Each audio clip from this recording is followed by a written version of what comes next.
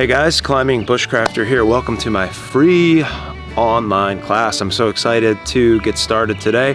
Maybe you're one of the students in my in-school class, or maybe you're somewhere in Japan and you want to learn about bushcraft, survival, backcountry expeditions, hiking, camping, leadership, whatever.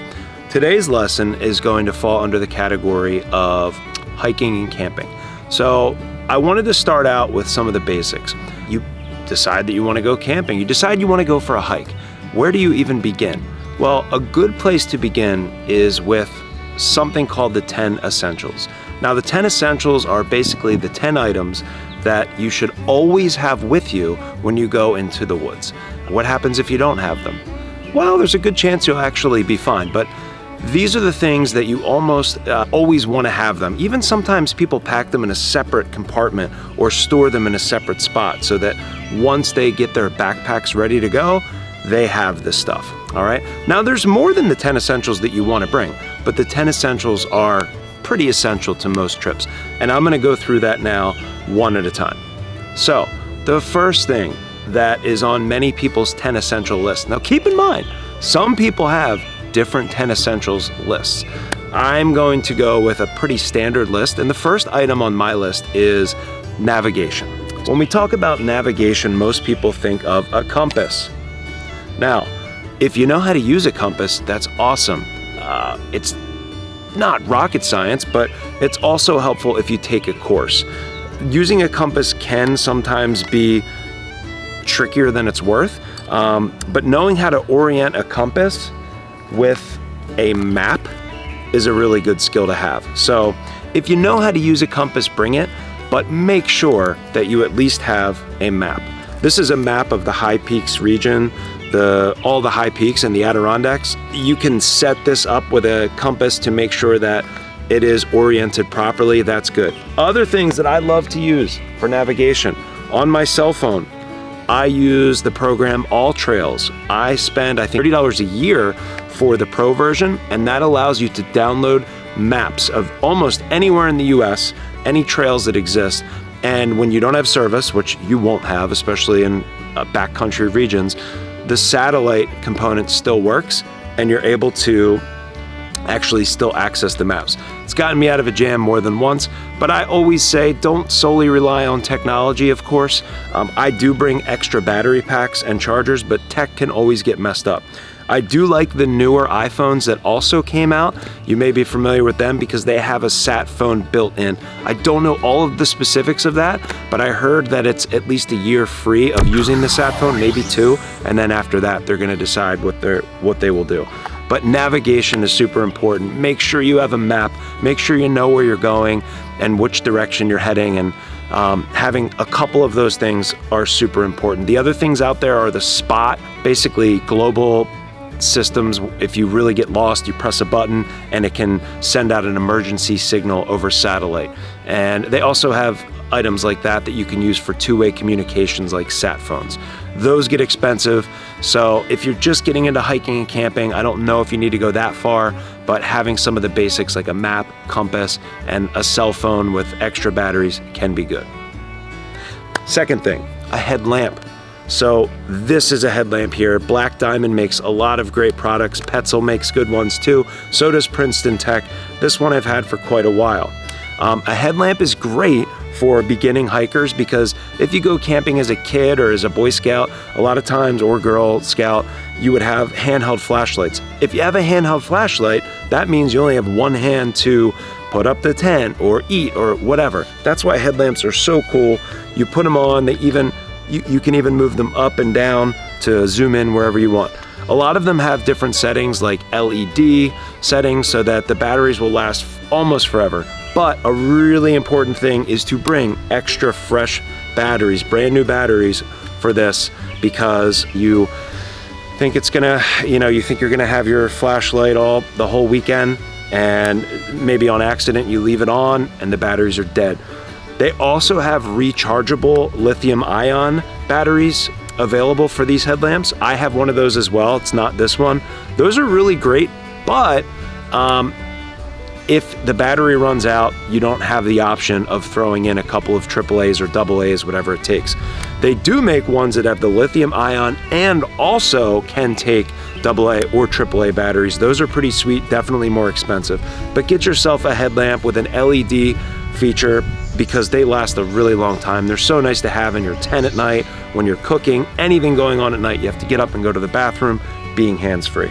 The third item on the 10 essentials is sun protection. Super important. So with sun protection, you have things like, well, for bald guys like me, look at all this, you have to stay safe from the sun. Okay, first thing, boom, sunscreen. Bring some of this. This is 50, that'll do. It's a little tricky, like sunscreen, I don't like putting it on my head because a lot of times when you're hiking and camping or hiking uphill, you start sweating, gets in your eyes. I recommend getting the stuff they sell for babies that doesn't sting your eyes, but it still kind of stings. So yeah, also, you can get one of those bucket hats. I didn't bring it with me today, but that's a really great thing. Keeps shade on your face and your nose and keeps your bald head protected. So a sun hat, sunscreen. Some sunglasses are also really good. You want to get those ones with the UV protection. Those are nice as well. When you use sunscreen also, if you're on snow, make sure you get, a lot of people don't think of this, but the inside of your nostrils can get burnt, under your chin can get burnt because the reflection off of the snow. So something to keep in mind. If you do travel, you're doing a travel trip, 3 ounces or less. Sometimes when you go to resorts and stuff, depending on where you're going, I've seen sunscreen as expensive as $50 or $60. And one of the things that I recently got into are these SPF shirts. I love this one. I think I got it on Amazon. It's like a no-name brand for like 20 bucks or something. Coolest part about this, you can wear it in the pool, you can wear it in the ocean, you can wear it hiking. It's got a hood. I love the ones that have the hoods on them. It's a super nice feature. They're nice and light, they dry quick. These awesome pieces of gear are pretty cool.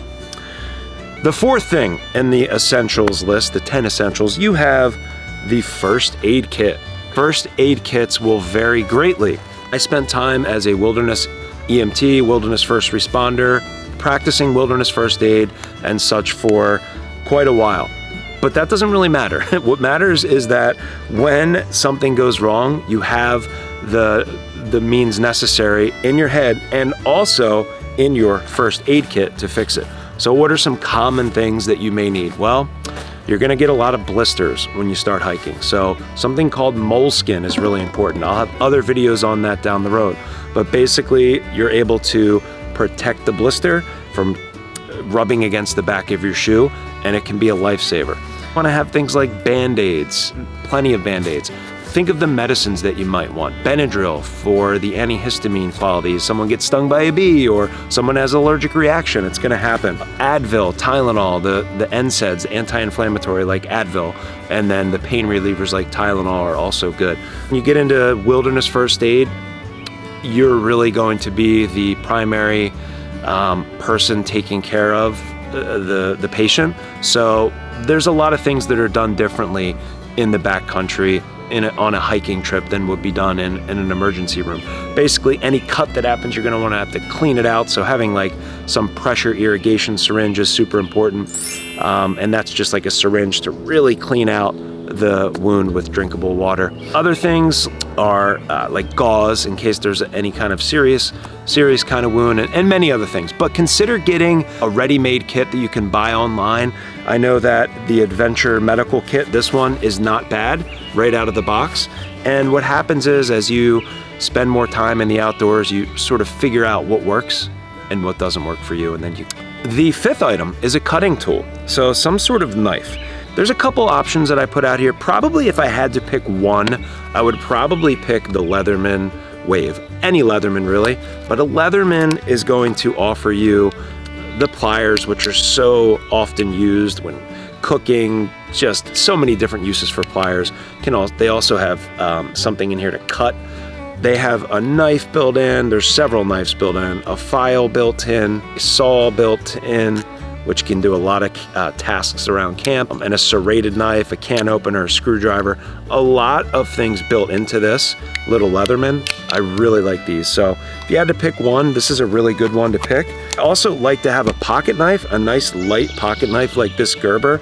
Can also open it with one hand, which is nice, because think about times when something could happen to your other hand. So that's getting more into like survival psychology and stuff, but having one that you can open and close with one hand is kind of nice. You know, there's many other different knives. I'll talk about them. Like you even have ones like this, the Mora Start My Fire knife that has, this one's pretty beat up, but it has capabilities of starting fire as well. We'll talk about these Mora knives a lot in the survival portion of the course. Moving along the essentials, the next thing is fire. Now, fire can be important. A lot of times in camping, it's like a staple, but it's not like you need to know how to make a fire to stay safe. It's usually just a fun thing, but it can be a very important thing, and that's how you want to cook your hot dogs. You want to do all that kind of stuff. One thing you want to have is a Bic lighter. Some storm-proof matches are nice as well, and then you want to have some tinder. What I always use are just these little cotton balls right here. I soak them in Vaseline or petroleum jelly, and then a little ignition, and boom, they go right up. It's the best thing in the world. If you light a cotton ball on fire, it'll go for like a minute. If you light a cotton ball of Vaseline on it, it'll go for like 5 or 6 minutes. Pretty amazing stuff. Another really important item is the shelter component of the 10 essentials, or some sort of bivvy. Outdoor research makes this the molecule bivvy. And basically think of this as like a sleeping bag, but it is a Gore-Tex sleeping bag, and it's not thick. So you could stuff yourself in here in an emergency, and this isn't very big or very heavy. You could even fill this thing with leaves or anything else, any other debris to help keep you warm. Other option would be this survival tarp, something like this. This is small, lightweight. I have videos of how to make an A-frame, how to make a lean-to, how to make a plow point on my YouTube channel currently, and I'll be making more. But some sort of plastic that you can set up a tent to keep the elements out, whether it be rain or snow. And we're talking, look, you just got lost, you didn't expect to stay the night.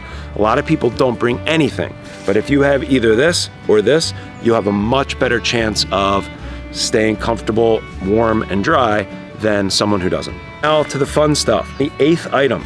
This is going to be extra food. So you plan out your trip, you're going for a 3-day backpacking trip, whatever you need, you get all your stuff. Once you have that set, you want to have extra food. Now, when I go to extra food, I love to have this, peanut butter. Peanut butter is like the world's superfood. It has everything in it, all the macronutrients that you need. Honestly, my favorite backpacking combo trio is peanut butter, Nutella, and wraps. If you put them together, it keeps everybody happy. Everybody wants peanut butter and chocolate on the trail. It tastes so good, it's so awesome. So that's my extra food. Another good thing to bring are these like protein bars. They don't have to be protein, but just granola bars, because they'll stay forever. You can jam them in your pack. A bunch of these can go a long way for extra food if you end up staying the night or someone's a little extra hungry. Next thing we have is extra water. So obviously this is water right here. Yum. I even got my Coal Cracker Bushcraft sticker on there. My good friend Dan Wowak. Amazing videos. Check out his YouTube channel as well. And this is me. All right. So extra water is important because, well, if you don't drink, you're going to die. All right. Much faster than if you don't have any food. You've heard about that. I'll teach that more in the course. Having water is super important. So if you're going to be out for 5 days, you can't bring 5 days worth of water. It's not going to work. So what do? Well, you bring a few Nalgene's, a couple quarts of water, and then you plan on treating your water. Depending on where you are, MSR makes a really nice water filtration system. It's a pump, and you want to find water in a stream that's moving, and you're going to basically connect this tube, and this goes dipped into the creek, and you're going to pump that water into your Nalgene anytime you need it. It works pretty quick. This is a newer model, but I had the other MSR, same model, for 20 years, and it was awesome. Other things that you could do, you have water treatment tabs, things like this, chlorine, iodine. There's all sorts of stuff that you should definitely have with you if you need to treat your water. As a rule of thumb with iodine, If you have a Nalgene, what I do is fill it up. I usually put a hanky on top of it to filter out anything in the stream, and then I will drop in 2 tablets, wait 45 minutes, and then I will loosen the cap up top slightly and turn it upside down so that the iodinized water gets in the threads, and then I'll let it sit for about another 10 minutes, and then I'll drink. That's just a little tip. I spent a whole summer doing that in Colorado when I worked out there as a guide. So water, super important. Finally, one thing that you want to bring is extra clothes. So you bring the clothes that you think you're going to need, and then you bring more. There's many trips that I've done before where I wish I had that one extra layer. One layer that I've had for almost 20 years, I believe, is this. And it tells, because you could tell there's a lot of holes in it from sitting around the fire, but is this awesome mountain hardware layer. Comes with a hood built in. This is just an awesome extra layer. It almost is like a jacket, but it can be the difference maker in you being comfortable on your trip and not being comfortable. Those are the 10 essentials. You know, I'm sure you could leave comments that you're probably gonna say, oh, well, my 10 essentials are a little different, or I disagree with you on that, or wow, that's a good idea. All that stuff is welcome. This is just an idea to get you thinking in the right mindset when you're heading out into the woods. There's no right or wrong answer. You gotta follow something, and this is something that I followed for a long time. And if you have these things, you should be able to enjoy your trip and make it home.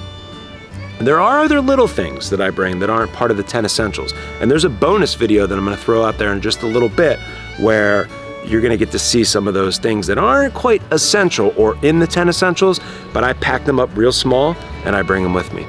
Until next time, check out the new YouTube channel.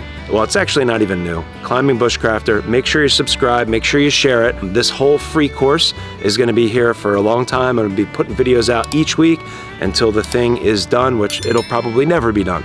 So enjoy, have a great weekend, and make sure you're doing good.